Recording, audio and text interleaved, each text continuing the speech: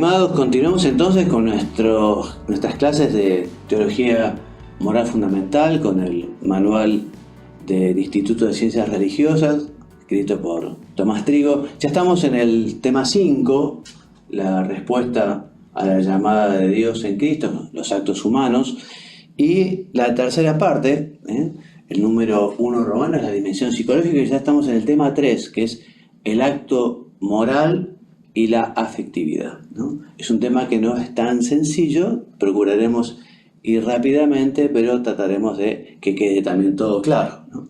Algo que sabemos todos es que la persona humana no es solamente razón, voluntad, sino que efectivamente todas sus acciones las realiza también con su corazón, con su afectividad, El hombre tiene sus pasiones, esos deseos, reacciones, emociones, entusiasmos, alegrías, ¿no? Y esa afectividad es un don de Dios que le ha querido para que nosotros podamos actuar libremente, buscando el bien también con el corazón, también con los afectos, también con las pasiones, ¿no? Pero veamos entonces qué es la pasión, ¿no? Entonces lo primero que recordamos es que el apetito sensible es una facultad que, por un lado, apetece los bienes que ve conveniente, pero por otro lado rechaza los bienes que estima como no convenientes, ¿no?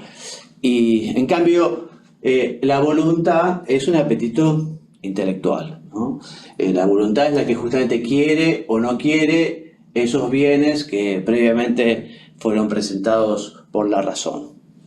El apetito sensitivo es doble. El apetito sensitivo puede ser concupiscible o irascible, porque tiene distintos aspectos. El objeto del apetito concupiscible es el bien placentero, lo que le gusta. En cambio, el objeto del apetito irascible es el bien arduo, el bien difícil. Como se imaginarán, el hombre es uno solo y no es que esté fraccionado en inteligencia, voluntad, pasiones, ¿no? Por eso, digamos, las pasiones están muy relacionadas, ¿no? con lo que llamamos las facultades espirituales, o sea, la razón y la voluntad. Bueno, entonces una pasión, volvemos a lo mismo, es un sentimiento del apetito sensitivo, repetimos, que busca ese bien conocido por los sentidos y lo ve como conveniente o inconveniente, ¿no? Entonces, este concepto incluye tanto los movimientos de atracción como de rechazo, el deseo, los impulsos, etcétera, ¿no?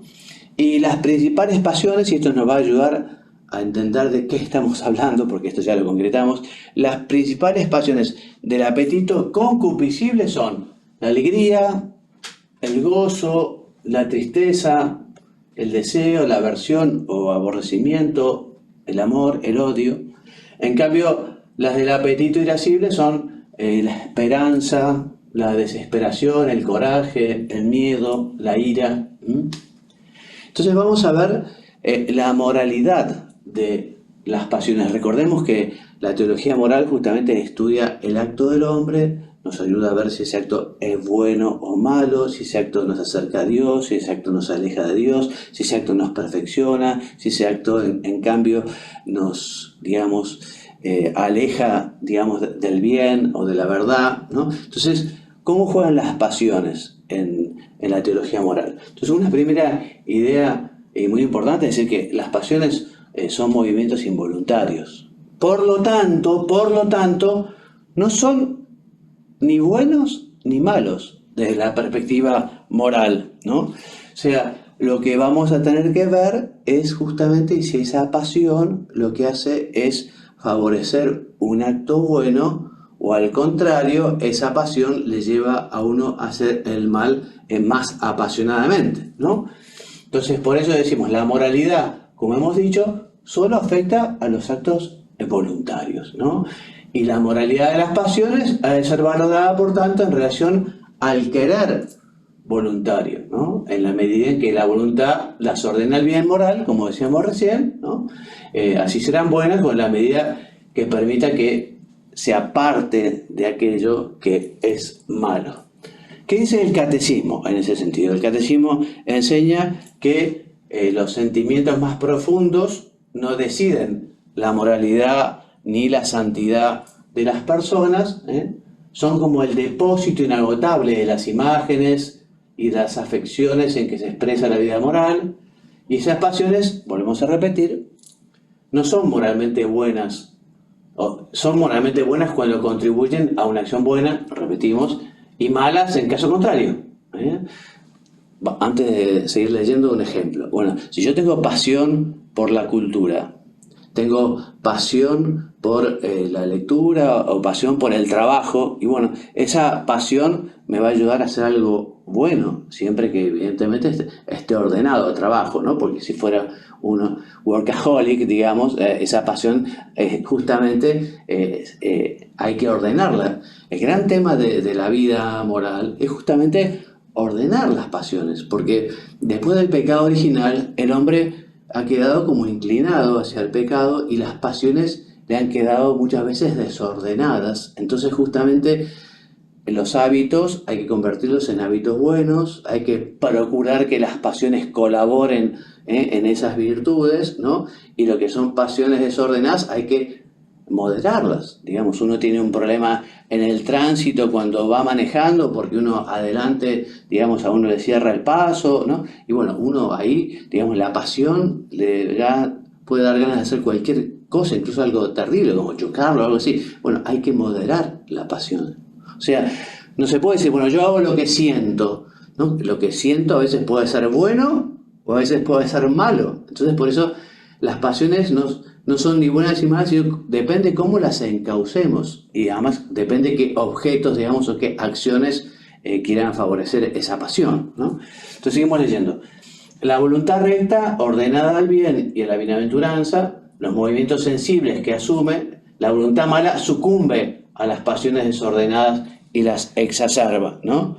Las emociones y los sentimientos pueden ser asumidos en las virtudes o pervertidos en los vicios, ¿no? Entonces, por eso, qué importante encauzar la pasión, tanto, no sé, la alegría, la tristeza, ¿no? La ira, puede llegar a haber una ira buena, digamos, cuando uno se enoja con algo que es malo, pero siempre tiene que haber esa moderación, siempre la razón tiene que encauzar las pasiones. Y esa es una tarea que evidentemente los padres tienen que hacer con los niños desde el principio, ir llevándolos para que vayan moderando sus pasiones y las vayan encauzando para hacer el bien. Bueno, entonces, ¿cuál es el influjo de las pasiones en los actos humanos? Entonces, volvemos a repetir. Las personas deben ordenar, encauzar las pasiones, de modo que se pongan al servicio del bien total, del bien de la persona. ¿Y cómo se ordenan esas pasiones? Bueno, viviendo las virtudes morales, ¿no? Que son hábitos buenos. Justamente lo contrario a la virtud, ya lo veremos, es el vicio, que también es un hábito, pero es un hábito malo, ¿no?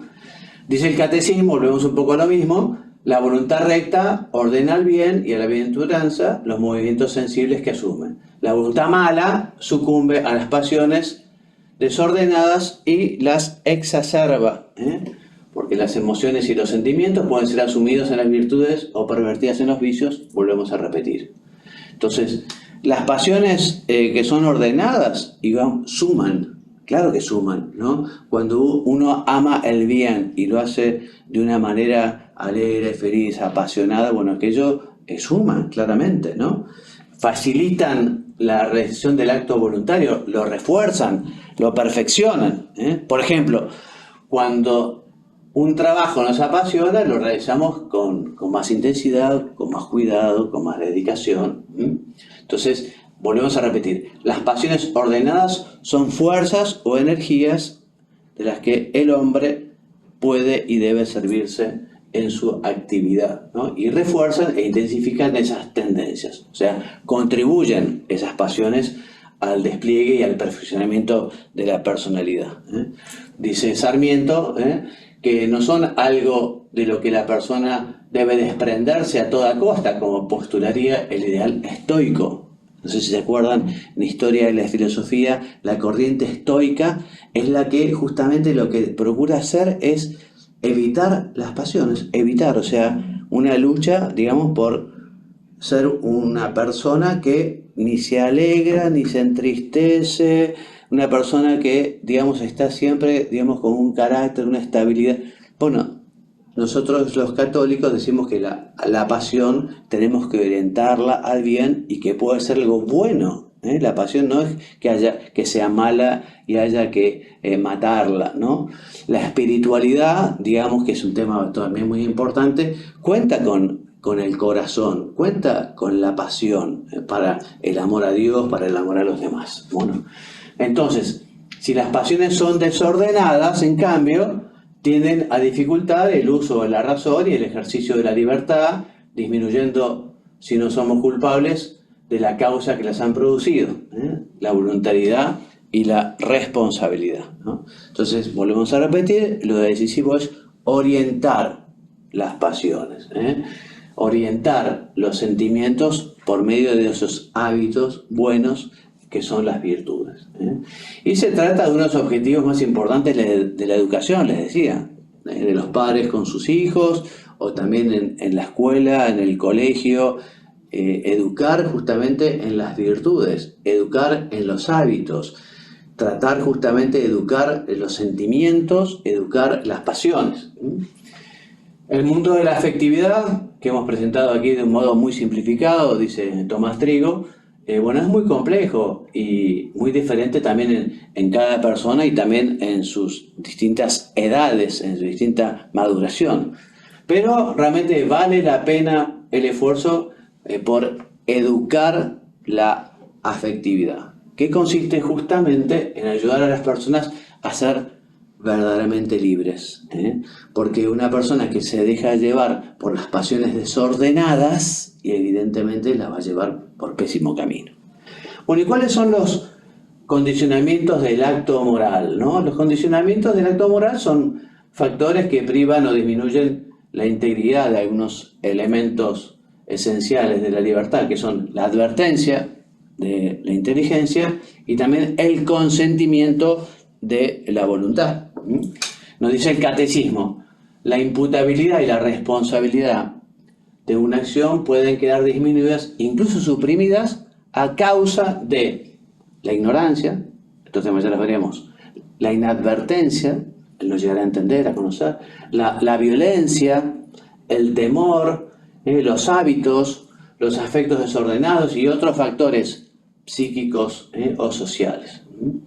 Por ejemplo, en otro lugar, el catecismo, hablando de lo que puede ser el vicio o el hábito de la masturbación, dice que para poder emitir, digamos, un juicio, digamos, hay que tener en cuenta también estas cuestiones, ¿no? Estas cuestiones para saber la responsabilidad de la persona. Por ejemplo, no sé, un niño que por su padre fue llevado desde joven, desde niño, a beber alcohol, o a drogarse, o a llevar una vida lujuriosa. Y evidentemente ese quizá niño que fue llevado por el mal camino por su padre, después adquirió ese hábito. Y ese hábito, aunque después quizá voluntariamente no lo quiera realizar, ese acto que después quizás se da cuenta que el alcoholismo está mal, que ser drogadicto no es bueno, que ser lujurioso hay que dominar esas pasiones. Pero bueno, pero ya tiene el hábito. Entonces, bueno, justamente también Dios verá después a cada uno. O sea, menos mal que el juicio el día de mañana es personal y Dios sabe qué es lo que hay de responsabilidad, de imputabilidad, de culpa en cada uno, ¿no? Entonces, justamente hablando de esta cuestión, dice, bueno, habrá que tener en cuenta también la inmadurez afectiva, la fuerza de los hábitos contraídos, el estado de angustia, u otros factores psíquicos o sociales que puedan atenuar o tal vez reducir al mínimo la culpabilidad. Entonces, en consecuencia, el hecho de que una persona realice un acto externo que es malo, un acto externo que es grave o leve, no implica un juicio absoluto definitivo sobre la imputabilidad o culpabilidad de esa persona, ¿no? O sea, ya lo vamos a ver pero no sé, un ejemplo de ignorancia, ¿no? Supongamos un joven que nació, esto es todo un ejemplo inventado, ¿no? En Sicilia, ¿no? Una familia mafiosa donde la vendetta, o la venganza es una cosa noble y es una cosa que hay que hacer justamente por el honor de la familia. Bueno, moralmente la venganza es algo malo, pero si esa persona en ese entorno, ¿no? Le enseñaron toda su vida que iba contra el honor de la familia y el propio, el no vengarse, ¿no? Entonces, bueno, evidentemente esa ignorancia, ¿no? Ese error, evidentemente le quita responsabilidad, le quita imputabilidad, ¿no? Y el que va a saber, digamos, el día de mañana cuán responsable es la persona es Dios, es Dios. Bueno, entonces los condicionamientos relacionados con la dimensión cognoscitiva, ¿no? Entonces, les decía, hablamos de la ignorancia. La ignorancia es la carencia de conocimiento sobre la moralidad de lo que se hace, ¿no? La ignorancia puede ser culpable o no, ya vamos a ver. Uno puede ser responsable de esa ignorancia o no, viene la diapositiva siguiente, ¿no? Porque efectivamente un médico, por ejemplo, que se dedica a operar, no puede decir, no sabía que había que retirar el bisturí y la tijera de dentro del paciente. Digamos, esa ignorancia es totalmente responsable, no puede deducir. Pero puede decir, como el caso que les decía recién, quizá de un joven que en un determinado ambiente le enseñaron que la venganza era algo bueno, bueno, puede ser que esa ignorancia justamente le quite imputabilidad, ¿no?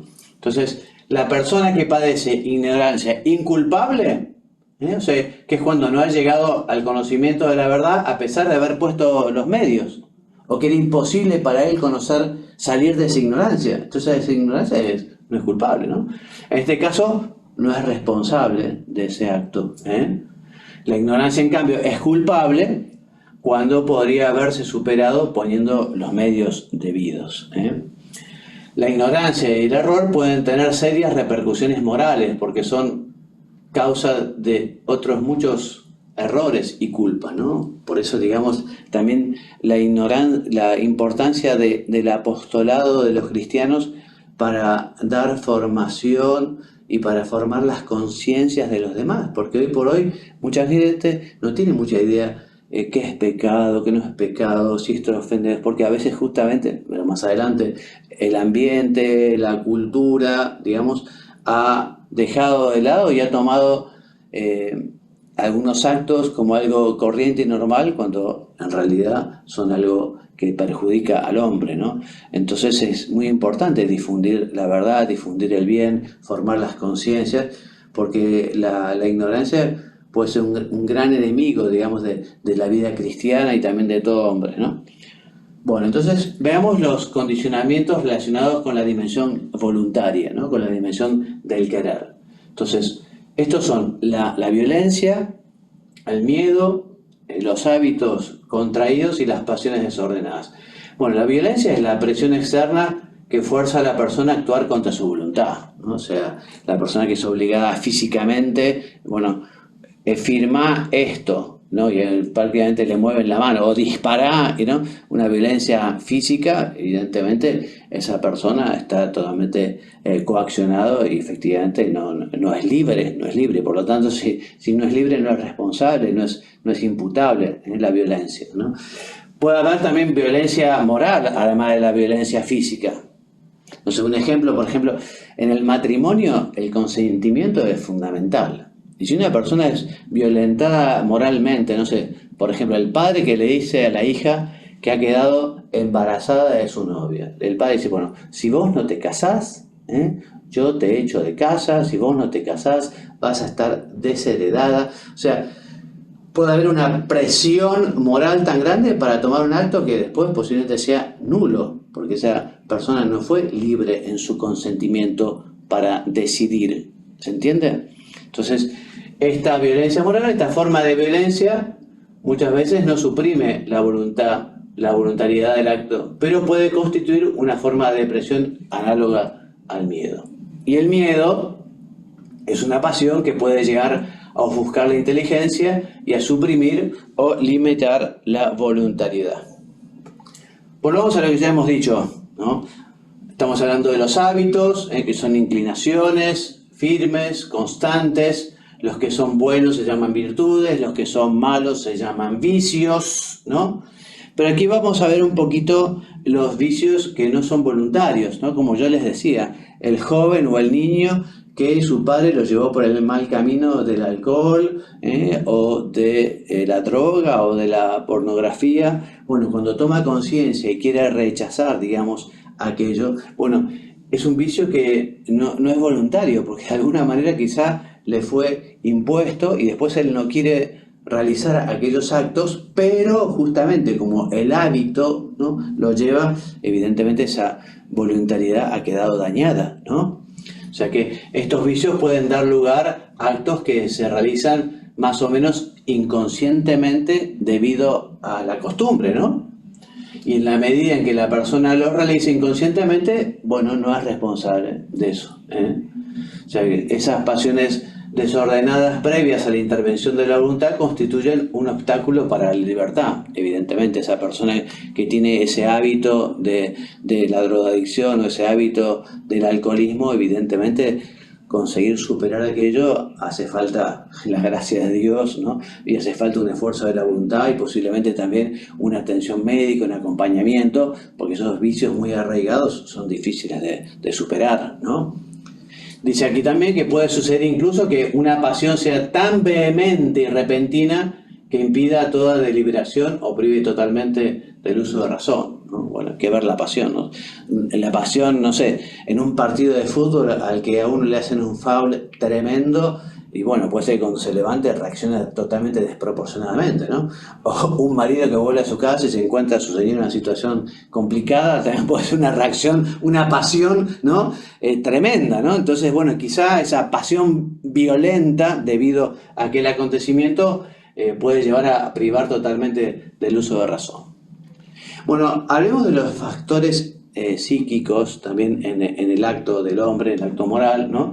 Esta unidad entre cuerpo y alma comporta que haya estrechas relaciones entre las potencias espirituales y también los dinamismos psíquicos o somáticos, ¿no? O sea, una persona que no está bien de la cabeza, evidentemente no es responsable quizá de todo lo que haga mal, digamos, ¿no? Entonces, es importante esta cuestión, ¿no? Todas las enfermedades de la mente y de la voluntad disminuyen la libertad del acto, ¿no? Entonces, evidentemente eso, quien lleva la dirección espiritual de una persona que tiene enfermedades mentales y deberá ser muy cuidadoso, delicado, y bueno, porque efectivamente aquella persona no está en su sano juicio también para alguna de sus acciones, ¿no?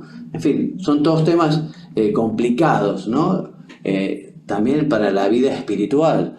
Ni hablar, por ejemplo, en la selección de los candidatos para el sacerdocio o para la vida religiosa. Evidentemente esos candidatos tienen que estar psíquicamente equilibrados, ¿no? Porque evidentemente el trabajo para el que van a realizar, el ser sacerdotes o religiosos, hace falta que sea una persona realmente equilibrada. Y bueno, todo es una tarea de las direcciones espirituales, ¿no? Por algo también en los seminarios hay todo un periodo de formación, digamos, hasta que el joven llega al sacerdote, pasan 4 o 5 años, hay tiempo de conocer a la persona que realmente sea madura, que realmente busque este tema, que además esté justamente equilibrado, que no tenga enfermedades de la mente. A veces incluso conviene conocer a la familia porque hay enfermedades mentales que son hereditarias. No es raro que una persona, digamos, que padece, por ejemplo, una tristeza y una depresión tremenda, quizá también haya sido heredada también, porque su madre o su padre, bueno, también han sido muy depresivos. Entonces, bueno, todos estos temas tienen que ver con la conducta de la persona, porque la persona es una unidad, no es solo inteligencia, no es solo voluntad, tiene sus pasiones, tiene sus enfermedades, ¿no? Bien. Entonces, también la psicología experimental reconoce que la actitud espiritual, esto que yo les decía, ¿no? La persona que se aleja, que se acerca a la religión, ¿no? Y que efectivamente pone quizás su vida en manos de un director espiritual, o alguien que lo acompañe. Bueno, hay que ser tan delicado, ¿no? Y tan cuidadosos para acompañar, para orientar, ¿no?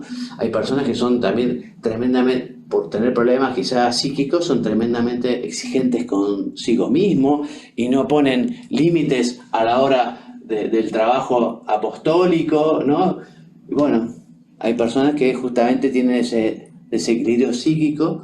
Bueno, por eso también a veces en las vocaciones de entrega a Dios también hay como unos tiempos, ¿no? Unos tiempos, ¿no? En el que uno ve su vocación, después quizá pide la admisión, después van pasando unos años hasta que hace su ingreso definitivo después de 7 años, cuando ya uno es grande y maduro. Bueno, porque también hay que ver efectivamente también la salud mental de las personas y por qué se acercan al ámbito religioso, ¿no?